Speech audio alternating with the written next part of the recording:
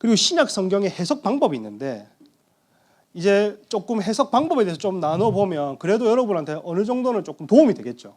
복음서 이런 거 볼 때는 여러분 정확한 어떤 우리가 해야 되는 좀 주석이 없어도 반드시 해야 되는, 저는 주석을 어떻게 쓰냐면 일단 이번에 다니엘 하고 싶다. 그러면 다니엘 책 다 사는 거예요. 그냥 다 사서 읽느냐? 안 읽습니다. 그냥 박아놓습니다. 박아놓고 왜 일단 미리 사냐? 품절되면 안 되니까 일단 사놓고 사놓고 연구를 다 하고 나서 참고합니다. 참고. 처음부터 저는 주석 안 읽었습니다. 저도 처음부터 강 목사님 말씀하셨지만 저도 처음부터 막 주석 읽고 신학 서적 처음부터 읽고 안 했습니다. 신학교 갔을 때도 그냥 목사님도 성경 읽었다길래 그냥 내 목자가 그래 했다길래 그냥 신학교 가서도 그냥 성경만 읽었으면 주구장창 성경만 읽었는데 앞에 이제 신학생들은 다 두꺼운 이만한 책, 뭐 칼빈의 기독교 강요요, 뭐 이름도 엄청 사람을 깝깝하게 하잖아요. 강요를 들고 다니는 거예요.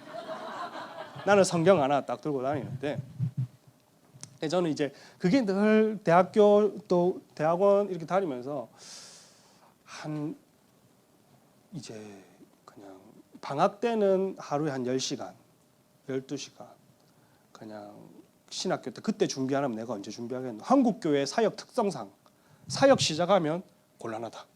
그래서 시작하기 전에 많이 읽어야 되겠다 해서 한 대학교 때나 방학만 되면 그냥 독서실을 잡아놓고 최소 10시간, 12시간 밥 싸가서 성경 하나 한 10독 뭐 계속 이상부터는 어느 정도 수준이 될 때는 그냥 IBFP 성경 사전 하나 딱 2개, 진짜 돈 없을 때 하나 산 거 딱 2개 들고 궁금한 거 여러분 절대 찾아보지 마세요.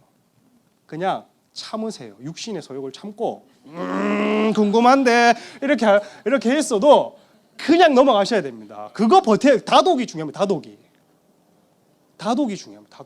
다독이 중요하고 어느 정도 성경의 전체적인 숲이 보일 때에 그때 하나하나 저도 한 10독, 20독 이 넘어갈 때 그냥 IBF 성경 사전 하나 찾아서 궁금한 거 바리새파는 뭐고 사두개인은 뭐지? 그때 알았습니다. 그때 신학교 다니면서 그러면 또 독서실에서 성경 읽잖아요. 성경 소리는 또 어떻습니까? 사각 옆에 고시생들 있고 임용고시 준비하는 애들 있고 옆에서 저는 성경 사각 그럼 이렇게 합니다. 메모 딱 적어놓고 합니다. 사각 좀 이게 부산 사람들은 요게 딱 간결하거든요. 뭐 서울 사람들은 어떻게 하시는지 뭐 사각 좀 하지 말아주세요. 뭐 이렇게 하시는지 우리는 막 그냥 사각 좀. 우리 부산 사람들은 또 대답 안 해줍니다. 그래 또 저도 진짜 사각 안 하려고 성경은 아무리 초정밀하게 이렇게 잡아도 사각이 되거든요. 그러면 또 옆에서 이제 또 고시생이 또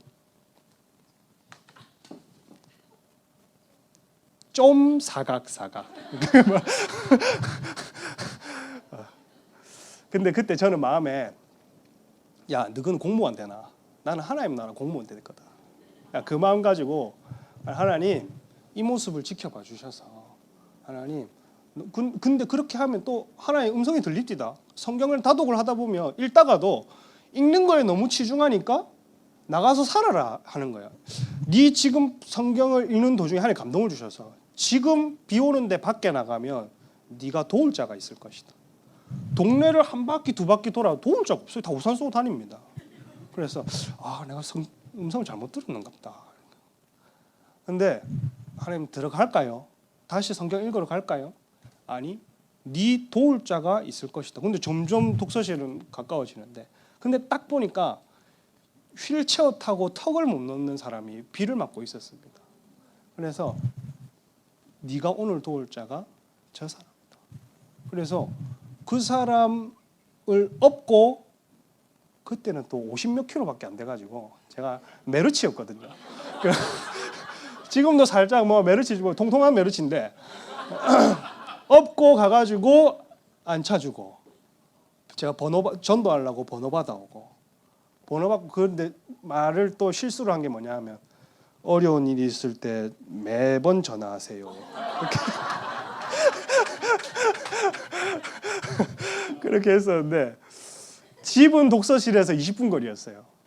밥을 먹으러 갑니다. 밥을 먹고 10분 15분 거리 밥을 먹고 갑자기 지금 언제든지 전화 주세요 했더니 진짜 전화를 주거든요. 지금 저 좀 업어주세요. 제가 뭐라고 얘기를 했냐면 나는 항상 독서실에 있으니까 1분밖에 안 걸린다. 1, 2분밖에 안 걸리니까 항상 나를 도움이 필요하면 불러라. 지금 조금 업어줄 수 있습니까? 메루치한테 15분 밥 먹다가 5분 걸리면 그 사람이 미안할 것 같아서 먹는 거 입에 우물우물 하면서 뛰어갑니다. 배는 체하고 입은 씹고 있고 그래가지고 그 사람 전도하려고 계속 이렇게 그러니 뭐다 그러셨습니까? 성경을 다독하는 게 중요하다. 다독에서 갔다가 어쨌든 삶으로 연결이 된다는 겁니다. 궁금한 거 안 찾아보고 뭐 하나하나 이렇게 파고 안 해도 그냥 주석도 처음부터 뭐 이런 거 다 의존할 필요 없습니다. 나중에 딱 보면 내가 주석한테 배우는 게 아니고 제가 주석을 이거는 좀 간 거, 좀 안 간 거를 그러니까 제가 주석을 판단하고 저는 뭐 별거 아닌 놈이 이거는 좀 아닌 거, 이거는 좀 간 거, 이건 참 탁월하네. 나중에 되면 이렇게 돼. 근데 신학생들은 대부분의 신학생들 신학교를 가보면 성경을 잘 안 읽어요. 그래서 두꺼운 칼빈주의 뭐 이런 거 읽고 다니는데 그 동생이 그 신학교 다닐 때 동생이 이러는 겁니다. 형님 또 그렇게 성경을 읽고 그렇게 하시는데 형님 니는 왜 그렇게 처음부터 대학교 1학년 2학년이 무슨 와가지고 칼빈주의 강요를 그렇게 목을 졸라고 살고 있냐. 그러니 그냥 뭐 읽으라 할 수 있습니다. 이렇게 하는데 그래 뭐 형님 저는 사실 고백할 게 있습니다. 뭔데? 저는 성경 오독밖에 안 했습니다. 야 그래도 뭐 나중에 많이 읽으면 되지. 뭐 오독한 게 뭐가 뭐 된 거고 뭐가 그렇게 뭐 고백할 일이고 그러니까 만화책으로 오독했습니다. 맞나? 미안하다 그래. 만화책 입학이 되더나 만화책으로. 그래서 만화책 오독하고 입학이 돼. 그래. 알았다. 거의 뭐 삼국지 읽듯이 읽는 거죠. 그래서 처음부터 주석이나 이런 거 오히려 위험합니다. 만화책 오독 읽는 애한테 신학책 갖다 주면요. 이게 지가 하는 소리도 지가 무슨 말하는지를 모르게 됩니다. 그래서 성경은 기본적으로 이렇게 읽어야 되는 기본적인 것들이 있다. 보면 복음서를 읽을 때 처음 반가로 1번에 뭐라 적혔습니까? 수평적 관찰. 그러니까 복음서를 연구할 때는 다른 복음서에 있는 뭐를 의식해라고요? 병행구절을 의식해야 됩니다. 병행구절을. 왜? 복음서는 몇 개인데요? 4개니까 반드시 여러분이 궁금한 게 있으면 다른 주석을 찾지 말고 병행구절을 찾아보세요. 병행구절 간략한 예를 통해서 예수님이 말씀하신 멸망에 가증한 것 한번 볼까요, 여러분? 마가복음을 먼저 보겠습니다. 마가복음이 역사상 제일 먼저 기록됐습니다. 마가복음을 토대로 그 다음에 뭐 마태복음, 누가복음 이런 식으로 나오는 겁니다. 그러면 제일 처음에 기록된 게 뭐라고 적혀 있냐? 보세요. 그러나 너희가 보거든. 다 똑같죠? 근데 멸망에 가증한 것이 서지 못할 곳에서 마가복음은 어디에 선다고요? 서지 못할 것에 서거든 이렇게 되어 있죠. 그러면 이 서지 못할 것을 마태복음은 뭐라고 적어놨습니까? 옆에. 이 서지 못할 곳은 어떤 곳이다? 거룩한 곳이다. 근데 누가복음에 보면 이 서지 못할 곳이 어디라고 도대체? 예루살렘인 겁니다. 그래서 이런 거를 안 보면 아버지에게 좋은 것을 너희가 원수도 자식에게 좋은 것을 줄 줄 알거든 하면 너희 아버지께서 좋은 것을 주시지 않겠느냐 하면 이 좋은 것만 딱 보면은 모든 게 다 복으로 풀어버린다니까요. 다른 구절을 다른 병행본문을 보면 좋은 것이 뭐라고 되어 있습니까? 성령으로 되어 있단 말이에요. 그래서 그리고 또 유대에 있는 자는 깨달을진저 되어 있고 그때에 유대에 있는 자는 어디로 도망가라고요?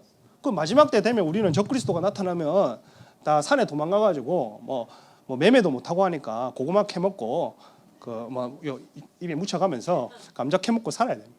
근데 여기 보면 어디에 있는 자들은요? 유대에 있는 자들은.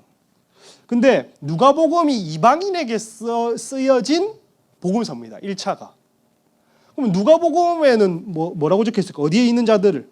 유대에 있는 자로 되어 있죠.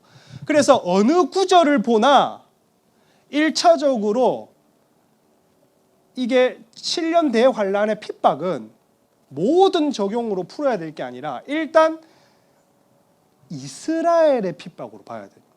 그럼 우리는 핍박이 없느냐? 없다는 게 아니라 해석을 자꾸 영적 이스라엘 맞죠? 틀린 건 아닙니다. 근데 이 반유대주의가 있고 나서부터 이런 걸 그냥 문자 그대로 안 봅니다. 그러니까 문자 그대로 볼 때가 있고 그냥 상징을 상징으로 볼 때가 있는데 이거는 그 성경의 문맥이 결정을 하거든요. 근데 이런 이유는 절대 그런 게 아닙니다. 그럼 문자 그대로 보는 것도 너무 또 문자 그대로 보는 것도 위험한 때가 있죠. 주는 나의 반석이다. 뭐 하나의 뭐 돌빼이고 뭐 딱딱한 부입니까? 아니잖아요. 그거는 시편이니까 당연히 뭘로 풀어야 됩니까? 상징으로 풀어야 된단 말입니다. 보면 자 무화과나무의 비유 잘 아시죠? 그리고 뭐 보통 무화과나무의 비유를 할 때 이 무화과나무를 딱 무화과나무에 집중해서 뭐라고 해석하는 거 여러분 많이 보셨어요? 이스라엘로 해석을 합니다. 그래서 무화과가 보통 이스라엘의 대표적인 나무기 때문에 이게 가지가 연화해지고 이게 이스라엘 회복이 1948년에 이스라엘 회복이 이거 이렇게 다 보거든요. 이스라엘 회복으로. 근데 저도 이스라엘 회복을 기도하고 이스라엘에 대해서 관심이 있고 이스라엘 기도한 지 오래됐음에도 불구하고 요거는 어느 정도 정정이 필요합니다. 보세요. 이거 아니고도 이스라엘 회복되는 구절 많습니다. 그러니까 이거 막 혹시 이스라엘 여기 막 이스라엘 너무 이렇게 또 기도하시는 분들 중에 저도 이스라엘 기도하니까 이거 뭐 이렇게 했다가 너무 미워하고 그러면 안 돼요. 자, 무화과의 비유를 배우라. 그 가지가 연하여지고 잎사귀를 내면 뭐가 가까운 줄 알아서? 여름이 가까운 줄 알아서. 근데 전부 다 마태복음도 무화과의 비유. 그 가지가 연해. 근데 누가복음에 보세요. 무화과 나무와 무엇을 보라고 되어 있습니까? 여러분 성경 혹시 가지고 있으시면 무화과 나무뿐만 아니라 무슨 나무요? 모든 나무를 보라잖아요. 무화과는 이스라엘의 대표 나무가 맞습니다. 그래서 마태복음이랑 마가복음만 보면 아 이건 이스라엘의 회복에 대한 말씀이구나 하고 딱 무화과에만 집중을 합니다. 무화과에만. 그런데 누가복음에 보면 무화과 나무와 무슨 나무요? 모든 나무를 보라잖아요. 그럼 모든 나무가 다 이스라엘 상징이냐? 아니란 말입니다. 그러면 보세요. 그리고 하나 더 맹점이 뭐냐면 이런 것을 보거든 또 뭐 가까운 줄 알아라. 뭐 하나님 나라 가까운 줄 이렇게 되어 있죠. 이런 거. 근데 거기 원어를 보면 이런 것이라고 만약에 단수로 되어 있으면 아 이스라엘 회복 하나를 얘기하는 게 맞구나. 근데 여러분 그 지금 여기 본문을 한번 찾아 들어가서 보시면 이런 것이라고 한글에는 되어 있지만 원어를 가보면 이런 것들이라 되어 있거든요. 그러면 이런 것들은 뭘 얘기를 하냐면 마태복음 24장 맨 앞에 거짓 그리스도가 나타나고 거짓 선지자가 나타나고 사람을 미혹하고 박해하고 난리와 난리의 소문이 일어나고 모든 민족의 복음이 증거되고 그리고 멸망에 가증한 것이 거룩한 것에 서고 이런 여러 가지 다수의 마지막 때의 징조들을 보면 그래서 이런 것들이라고 번역을 해야 됩니다. 한글에. 그래서 이거를 무조건 이스라엘의 회복이라고 이 나무를 가지고 얘기하는 거는 맹점이 있다. 그리고 하나님 나라의 개념이 있습니다. 하나님 나라의 개념.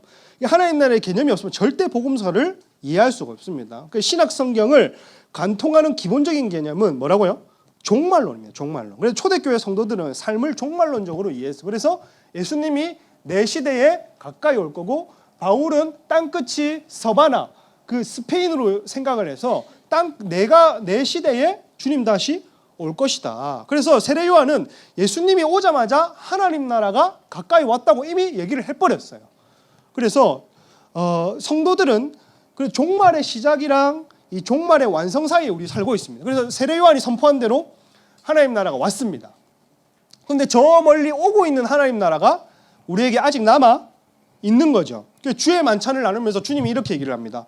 주의 죽으심을 그가 오실 때까지 뭐 하라고요? 기념해라.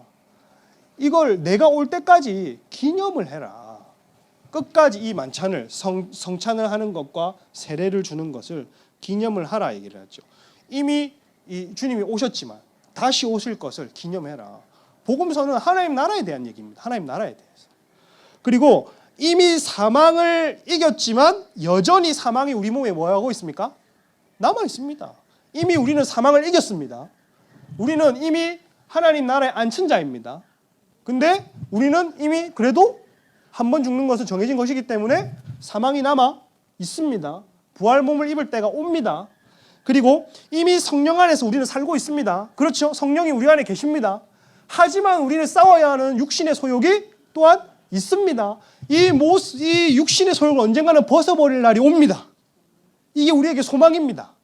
이걸 복음서를 읽는 모든 사람들이 복음서의 끝에만 가면 늘 종말론이 나오는 이유, 복음서의 끝에만 가면 종말론이 나오는 이유, 그리고 복음서 앞에서도 세례 요한이 하나님 나라를 선포했고, 그리고 복음서 끝에도 하나님 나라가 올 거라고 하는 종말론을 가르치는 이유, 하나님 나라로 시작하고 하나님 나라로 끝나는 이유는 반드시 복음서를 이해할 때에는 나는 지금 하나님 나라, 하나님의 통치 안에 살고 있고 나는 오고 계시는 하나님 나라를 소망하고 살아야 되는 거구나 라는 것을 복음서에서 우리 분명히 알고 있고, 그리고 이미 우리는 칭의를 받았지만 아직 심판은 남아 있습니다. 그래서 하나님이 해의 영광, 달의 영광, 별과 별의 영광, 하나님께서 성도들에게 주실 상이 남아 있습니다. 칭의를 얻었지만 또 말씀대로 살다가 죽은 자들에게는 또 하나님이 상급 심판이라든지 이런 심판이 남아 있는 거죠. 그래서 예수님께서 우리에게 나라가 임하시오며를 계속 기도하라고 하셨습니다. 나라가 임하시오며. 따라해 주시겠습니까? 하나님 나라가 임하시오며. 무엇이 하늘에서 이루어진 것 같이요? 뜻이라는 말이 여러분 헬라어로 텔레마라는 말인데 결정과 선택, 결정 선택을 의미합니다. 이게 히브리어 헤페츠에서 나왔는데 기쁨, 가치, 만족입니다. 그래서 하나님의 만족이 곧 나의 결정인 겁니다. 하나님의 기쁨이 곧 내 결정이 돼야 되는 겁니다. 하나님의 가치가 나의 가치가 결정이 돼야 되는 겁니다. 그래서 하나님이 북한 땅 가운데 해방을 원하시고 그게 하나님의 만족이면 그 결정은 내 어떠한가 상관없이 내 정치 견해와 상관없이 그건 하나님의 결정을 따르는 우리, 하나님의 만족을 따르는 우리가 해야 될 기도인 겁니다. 북한 땅에 하나님 나라가 임하시오며, 하나님 이스라엘의 남은 자들을 하나님 다시 회복시켜 주십시오. 그 뜻이 하나님의 만족이면 우리는 그 만족을 충족하기 위해 기도하는 겁니다. 하나님 나라가 임하시오며, 이름이 거룩히 여김을 받으시오. 하나님의 나라가 실추되는 모든 영역에 하나님 아버지의 이름이 실추되는 모든 영역, 교육계, 정치, 종교계, 그것을 위해서도 아버지의 이름이 실추되는 곳에 하나님 거룩한 세대에 일어나게, 거룩한 교회 역할이 있도록.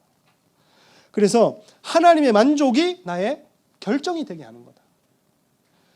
그래서 나라가 임하시오며 라고 기도하고, 이 천국 복음이 모든 민족에게 전파되어야 되니 온 세상에 전파되어야 하리니 그제야 뭐가 온다고요?